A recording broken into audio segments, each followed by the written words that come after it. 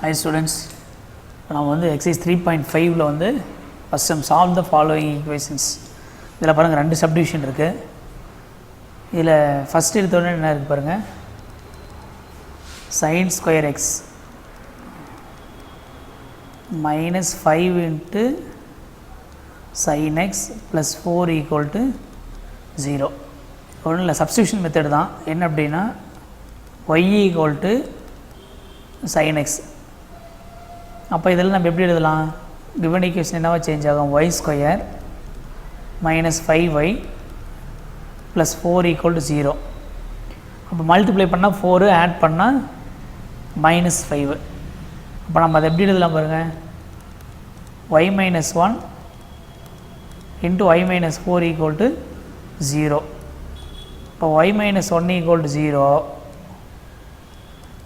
y minus 4 equal to 0. y equal to 1 அப்படின்னு சொல்லி நம்ம எழுதலாம், y equal to 1 அப்படின்னு எழுதலாம். ஆனால் நம்ம yக்கு பதில் நம்ம என்ன சப்ஸ்டிட் பண்ணியிருக்கோம் பாருங்கள், sin x. y வந்து நம்ம sin x தான், sin x yன்னு எடுத்துருக்கோம். இப்போ sin x equal to 1. அப்போ x equal to π/2ன்னு போடக்கூடாது, அதோட ஜென்ரல் ஃபார்ம் வந்து நம்ம போடணும். அப்போ இது எப்படி எழுதலாம்னா sin x equal to sin π/2. அப்போ x equal to -1 whole power n into n pi அப்படின்னு சொல்லி நம்ம எழுதணும். ஓகேங்களா, -1 whole power n π/2 into n pi, -1 whole power n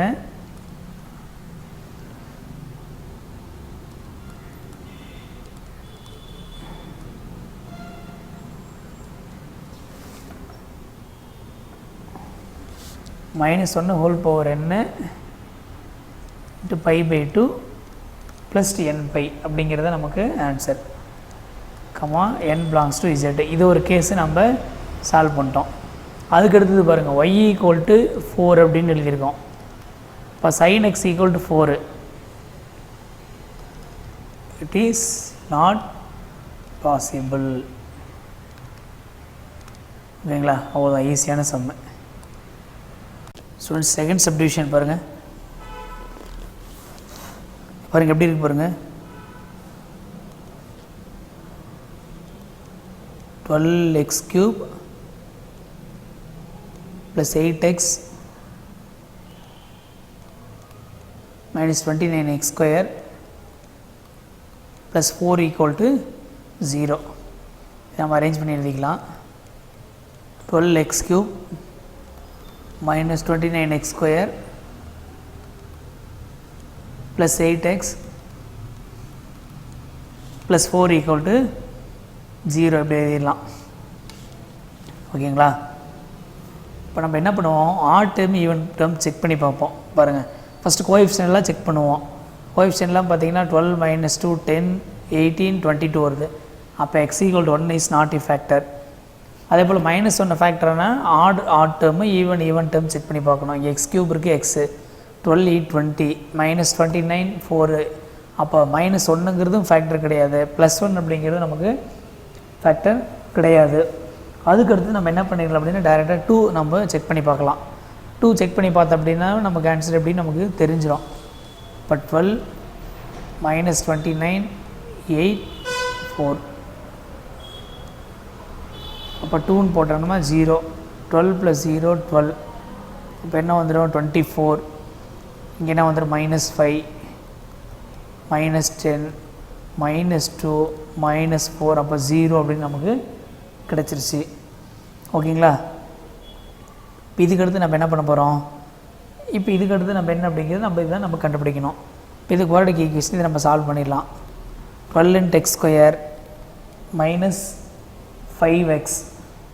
ஓகேங்களா, 12 × x square minus 5x minus 2 equal to 0. இப்போ இதை வந்து பாருங்கள், மல்டிப்ளை பண்ணால் நமக்கு என்ன வரும் அப்படின்னா -4 அப்படிங்கிறது வரும். மல்டிப்ளை பண்ணால் -4, ஆட் பண்ணால் -5. சாரி, மல்டிப்ளை பண்ணால் -24 வரணும், ஆட் பண்ணால் -5 அப்படிங்கிறது நமக்கு வரணும். ஓகேங்களா, அப்போ இது எப்படி எழுதலான்னா பாருங்கள், -24 -5. இப்போ -8 +3 அப்படின்னு எழுதலாம். ஓகேங்களா? அப்போ எப்படி எழுதலாம் பாருங்கள், x - 8 × x + 3 = 0. அப்போது இங்கே பாருங்கள், இங்கே x² கோஎஃபிஷியன்ட் 12.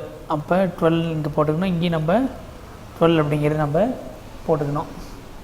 அப்போது x = 8/12 ஒரு சொல்யூஷனு, x - 3/12 அப்படிங்கிறது ஒரு சொல்யூஷனு. அப்போ இது எப்படி எழுதலாம்னா 2/3 அப்படின்னு எழுதலாம். இது எப்படி எழுதலாம்னா -1/4 அப்படின்னு நம்ம எழுதிடலாம். அப்போ மொத்தம் இதுக்கு பாருங்கள் 3 ரூட்ஸ் இருக்குது. அப்போ therefore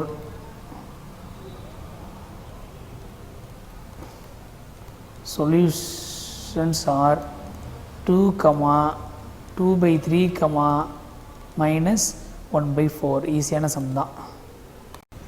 Hi students, examine for the rational roots of first இதில் 2 subdivision இருக்குது. 2x³ - x² - 1 = 0. அதேபோல் x⁴ 3x + 1 = 0. இப்போ இதில் வந்து எத்தனை ரேஷனல் ரூட்ஸ் இருக்குது அப்படிங்கிறத நம்ம பார்க்கணும். மொத்தம் இந்த ஈக்குவேஷனுக்கு வந்து 3 ரூட்ஸ் இருக்கும். அதில் எத்தனை ரேஷனல் ரூட் அப்படிங்கிறத நம்ம பார்க்கணும். இப்போ என்ன அப்படின்னா நமக்கு சம் வந்து என்ன இருக்குது, 2x³ - x² - 1 = 0. இப்போ நமக்கு ஒரு பாலினாமியல் என்ன ஆகும், an -1 an -2 up to etc a0 வரைக்கும் நமக்கு இதாகும். அப்போ இது நம்ம என்ன பண்ணுறோம் அப்படின்னா, இது an, இது என்ன பண்ணுறோம், இது a0 அப்படின்னு நம்ம வச்சுக்கிறோம். இது என்ன பண்ணுவோம் அப்படின்னா, நம்ம இதை வந்து p அப்படின்னு வச்சுக்குவோம், இதை வந்து q அப்படின்னு நம்ம வச்சுக்குவோம். ரைட்டா? அப்போ நம்ம இதில் பாசிபிள் வேல்யூஸ் ஆஃப் p எழுத போகிறோம். ஓகேங்களா? பாசிபிள் வேல்யூஸ் ஆஃப் p அப்படின்னா இதோட டிவைசஸ் தான் பார்க்க போகிறோம், 1. அப்போ அது +or -1, அதோட 1ஆல் தான் நம்ம அதை டிவைட் பண்ண போகிறோம். அதே போல் பாசிபிள் வேல்யூஸ் ஆஃப் q, அப்போ என்ன பண்ண போகிறோம், q இங்கே 2 இருக்குது, அதை 2ஆல் டிவைட் பண்ணலாம், -2ஆலையும் டிவைட் பண்ணலாம். இப்போ +or -2 அப்படின்னு எழுத போகிறோம். அப்போ நம்ம என்ன எழுத போகிறோம் அப்படின்னா, இப்போ பார்த்தீங்கன்னா இப்போ நம்ம ரேஷனல் ரூட்ஸ் ஆஃப் p/q நம்ம எழுதணும். என்ன பண்ணோம் அப்படின்னா,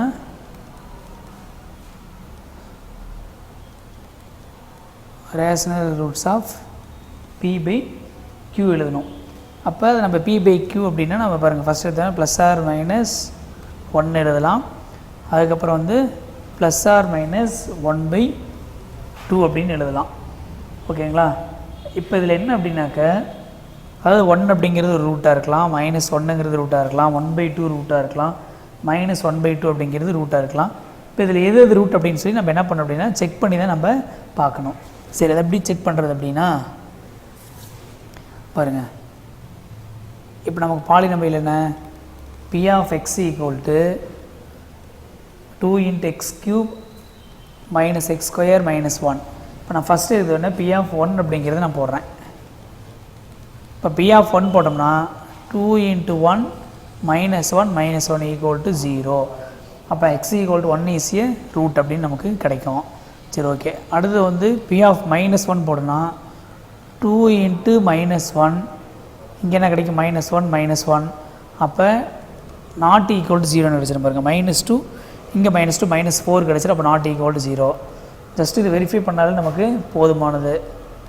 p of 1/2 போடணும். அப்போ 2 × 1/2 போட்டால் 1/8 மைனஸ் என்ன கிடைக்கும், 1/4 -1 அப்படிங்கிறது நமக்கு கிடைக்கும். இங்கே பாருங்கள், 1/4 கேன்சல் ஆகும், இங்கே -1 கிடைக்கும், not equal to 0 அப்படின்னு சொல்லி நமக்கு கிடைக்கும். p of -1/2 போட்டோம்னா 2 × -1/8 மைனஸ் இங்கே என்ன கிடைக்கும் அப்படின்னா 1/4 -1 அப்படின்னு கிடைக்கும். இப்போ இங்கே கேன்சல் பண்ணால் இதுவும் பாருங்கள் நமக்கு not equal to 0 தான். அப்போ 1ன்னு போட்டால் மட்டும்தான் நமக்கு equal to 0ன்னு வருது. அப்போ therefore x = 1 is only one rational root அப்படின்னு நமக்கு கிடைக்கும். சரி, இதுக்கு மேலே அதை வந்து நம்ம சால்வ் பண்ணணும். இப்போ அதை நம்ம சிந்தட்டிக் டிவிஷனில் போட்டோம் அப்படின்னா எப்படின்னு பாருங்கள், அப்போ 2 எக்ஸ் கியூப் வந்துடுச்சு. அப்போ எக்ஸ் ஸ்கொயருக்கு என்ன இருக்குது நமக்கு -1, எக்ஸ் டேர்ம் இல்லை, அப்போ 0, இப்போ கான்ஸ்டன்ட் டேர்ம் -1, அப்போ 1 போட்டோம்னா இங்கே பாருங்கள் 0, அப்போ 2, 1 × 2, இப்போ இங்கே 1 ஆயிரும், அப்போ 1 1 1 × 1 1, அப்போ நமக்கு இங்கே 0ன்னு கிடச்சிச்சு. அப்போ என்ன கிடைக்கும் நமக்கு பாருங்கள் 2 × x² + x + 1 = 0, இந்த மாதிரி நமக்கு கிடச்சிருச்சு. அப்போ இதை வந்து நம்ம ஃபேக்டர் பண்ணால் நமக்கு இதுக்கு 2 ஈக்குவேஷன் கிடைக்கும். சரி ரைட்டு, அது நம்ம எப்படி அப்படிங்கிறத நம்ம பார்க்கலாம்.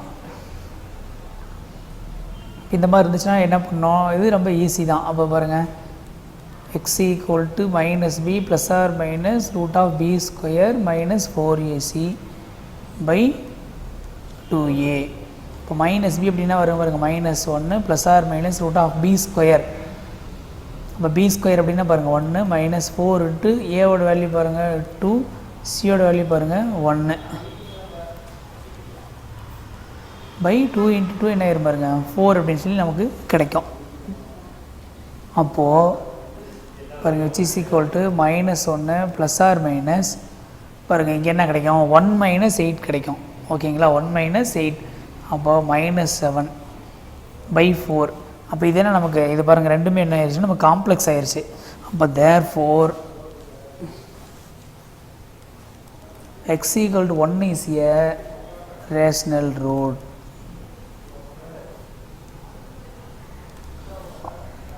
Other